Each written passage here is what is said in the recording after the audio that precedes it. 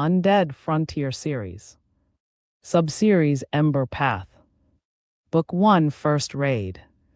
Chapter 5 Glossary. Blazed. Definition shown very brightly and strongly. Example from text. The sun blazed on the cracked surface hard. Exposed. Definition unprotected, easy to see or attack. Example from text. The empty space around her made her feel exposed. Unstable. Definition not steady, likely to fall or break. Example from text. A narrow path still existed, but it looked unstable. Sprawled. Definition spread out in an uncontrolled way. Example from text. Something sprawled across the cracked concrete caught her eye, a swollen, rotting dog carcass. Rotting. Definition decaying, breaking down because of bacteria. Example from text. A swollen, rotting dog carcass. Matted. Definition pressed together into a thick, tangled layer. Example from text. Its fur matted and glistening. Collapsed. Definition fallen down suddenly. Example from text. The main entrance was useless, a collapsed mouth of debris. Warped. Definition twisted out of shape. Example from text. Blackened timbers, collapsed brick, and warped metal. Structure. Definition a building. Example from text. The structure blackened timbers, collapsed brick, and warped metal rose like a shattered monument. Angles. Definition directions from which something is seen. Example from text. She circled the wreckage, studying angles and shadows. Debris. Definition broken pieces from something destroyed. Example from text. The main entrance was useless, a collapsed mouth of debris. Stale. Definition old, not fresh air or smell. Example from text. The basement air was stale and cold. Stagnant. Definition not moving, often dirty. Example from text. A deep, dark pit of stagnant, foul-smelling water. I-beam. Definition metal beams shaped like eye. Example from text. A slick, narrow I-beam stretched over the chasm. Metallic. Definition sounding or looking like metal. Example from text. The beam let out a loud metallic shriek.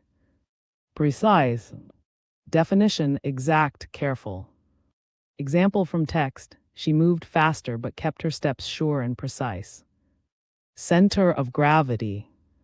Definition point where weight is balanced. Example from text. Her center of gravity vanished. Instantly. Definition immediately. Example from text. Her focus returned instantly, grip. Pull. Restricted. Definition limited in movement. Example from text. Trying to kick with her restricted legs. Advantage. Definition something that helps you. Example from text. She used the momentary advantage, bringing the jagged metal down. Limp. Definition without strength. Example from text. The crawler went limp. Trembled. Definition shook because of fear or exhaustion. Example from text. Her muscles trembled. Filthy. Definition very dirty. Example from text. Sticky with sweat and filth. Leaving them in the filth next to the dead crawler. Confined. Definition tight, not able to move much. Example from text. The space was so confined she could barely move her head. Fissure. Definition long, narrow crack.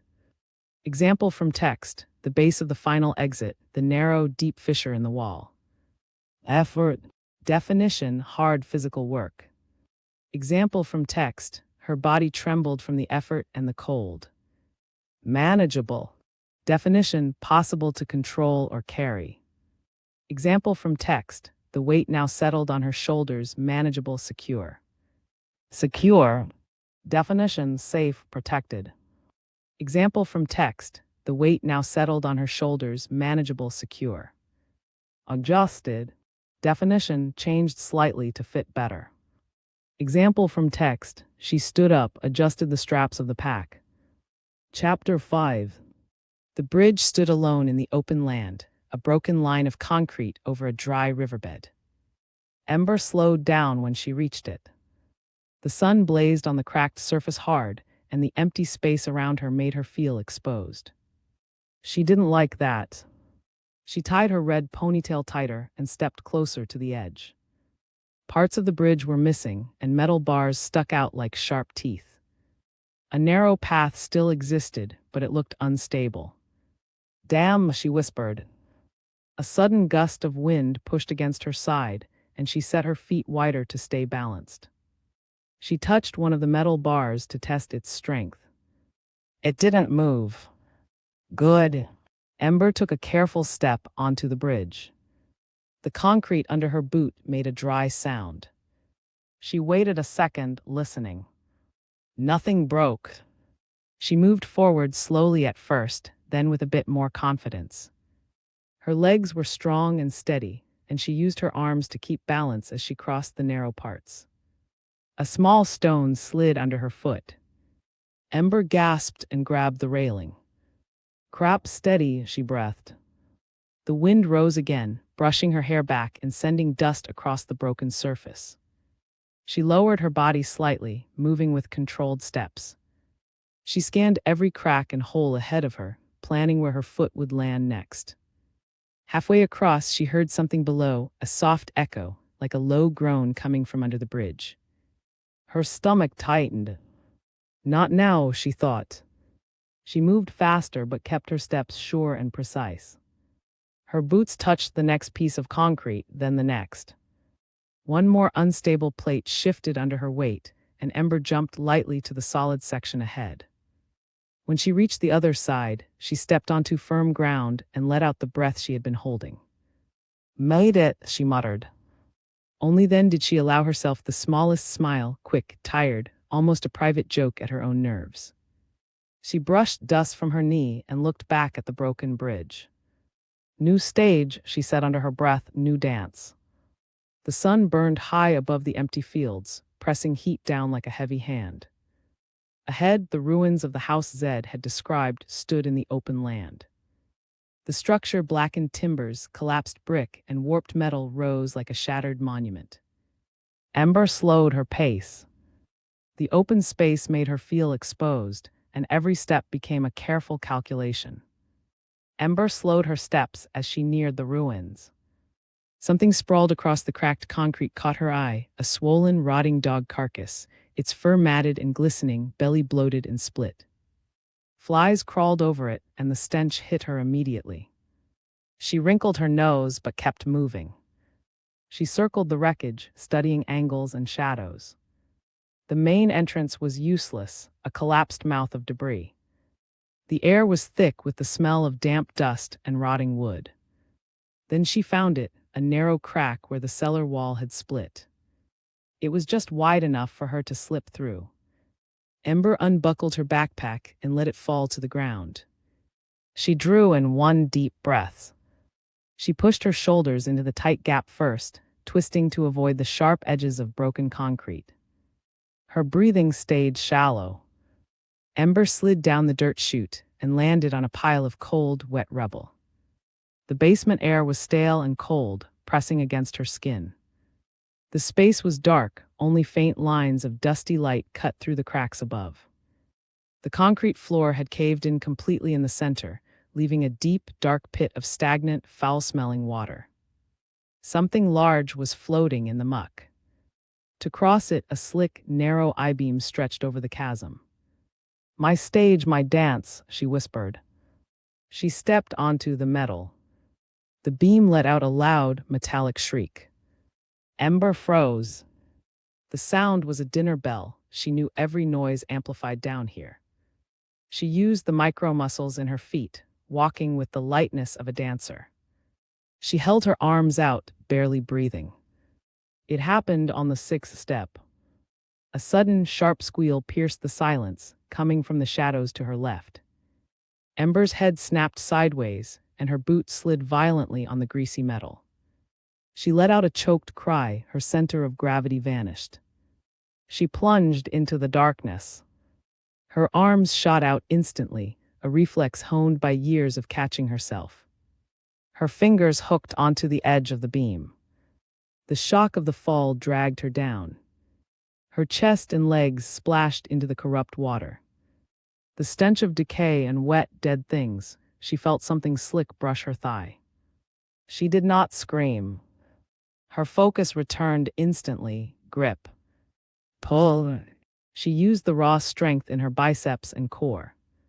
Her soaked combat boots scraped uselessly against the concrete. Inch by painful inch, she dragged her torso back up, scrambling onto the slick surface. She lay flat on the beam, gasping for air, soaked from the waist down in the filth. The smell was overwhelming. She had made it across, but the cost was heavy. She rolled off the beam onto the solid side and immediately found the crawl space Zed mentioned, a low tunnel beneath a tangled mass of pipework. She dropped to her stomach, crawling forward over the damp, uneven floor. The space was so confined she could barely move her head. The waterlogged fabric of her jumpsuit weighed her down, making every movement a grunt of pain. A broken support beam dug into her side, forcing her to twist her body violently to pass. Finally, she saw light, the small, final space where the object was hidden. She pushed one shoulder through, then the other, but her progress stopped abruptly. Her water-soaked thighs were pinned by the crushing weight of the beam and pipework. She was stuck. Panic flared, sharp and cold. She wrestled desperately, pushing against the concrete, but the wet friction was too great. She had to make a choice. With a furious curse, she found the zipper of her jumpsuit. She yanked it down to her waist, the cold air hitting her torso. Her shoulders and arms were free, but her legs were now tangled in the bunched fabric around her knees. She pushed hard with her hands and slid forward, leaving the ruined, filthy jumpsuit half-trapped in the tunnel. She moved out, falling onto the concrete floor, bare skin against the cold, dusty cement. Relief washed over her for a single, short second. Her legs were muffled and awkward inside the rolled fabric. She had to untangle herself. Then she saw it, a rusty metal shoebox nestled against a broken pillar. She reached for it, her fingers brushing the cold tin. Suddenly, a low, hunched shape that had been hiding behind the pillar lifted its head. It was a crawler, a grotesque torso dragging itself forward. Its teeth exposed. Ember was half-naked, off-balance, and trapped. The zombie slid forward, its hand reaching for her bare ankle. A primal scream tore through her mind. The crawler's dead weight hit her, and she tumbled onto her back. Its face lunged towards her. Its teeth snapped inches from her face. "Don't touch the merchandise," she snarled, the words a low, furious growl released as she threw her hips and torso sideways. The trap of the jumpsuit ruined her usual speed. She scraped her hands across the concrete, desperately trying to kick with her restricted legs. The blow created a crucial second of space. She pushed against its chest, arching her back. "Get away," she screamed, using her powerful core muscles to drive the knee of her unencumbered leg into its side. Her hand closed around a piece of rusty metal bar. Without hesitation, she used the momentary advantage, bringing the jagged metal down with all her might. The weapon sunk into the creature's head with a wet, crushing sound. The crawler went limp. Ember lay out of breath for a moment, the bar still held in her hand, her bare skin sticky with sweat and filth. Her muscles trembled. She looked down at the corpse, her eyes hard. "You're not even worth the tip," she said quietly. She slowly pushed herself up, ignoring the cold concrete and the ruined jumpsuit. She was alive, and the box was hers. The sight of the dark, low tunnel brought back the sharp memory of being trapped. She still wore the waterlogged pants of the jumpsuit, bunched up and heavy around her ankles, but her torso was bare. She made her choice. The filthy fabric was a risk she couldn't afford. She planted her hands, bent down, and used the sharp edge of the bar to slice through the thick, sodden material that still clung to her ankles. She kicked the heavy, ruined pants aside, leaving them in the filth next to the dead crawler. Now completely free from the restricting fabric, she held the box tight with one arm and shoved her bare, slick body into the low tunnel. The sharp edges of the pipework and beams scraped against her skin, drawing pinpricks of blood. She kept her breath shallow and pulled herself and the box through. Finally, she slid out onto the dry concrete beside the chasm. Her body trembled from the effort and the cold. The thought of the slick I-beam made her stomach turn. She adjusted her grip on the box, holding it tucked high beneath her armpit. She stepped onto the metal. The weight of the box shifted her center of gravity dangerously. She walked with a low, wide base. The beam shrieked again. She moved immediately, the heavy box pulling her forward. She froze, fighting the constant urge to fall. She made it across, not with grace, but with sheer will and grit. She climbed over the rubble mound to the base of the final exit, the narrow, deep fissure in the wall. She shoved the heavy shoebox up first, wedging it precariously into the narrow slit. Then, using the shallow grooves in the cold concrete, she began to climb. The bare skin of her back and legs rasped against the rough stone. She pulled her body upward, her muscles screaming from the final effort. With one last motion, she pushed her torso through the opening and rolled onto the hot, dusty ground outside. The sun blazed high. She lay there for a moment, chest heaving, listening only to the sound of her own ragged breath. She sat up slowly. Her backpack lay exactly where she had left it, next to the fissure. She reached for the shoebox and pulled it out. Ember unzipped the backpack and placed the heavy tin box inside. The weight now settled on her shoulders, manageable, secure. She was out. She was bruised, barely dressed, and tired, but the most important thing was done. She stood up, adjusted the straps of the pack, and turned her back on the ruins.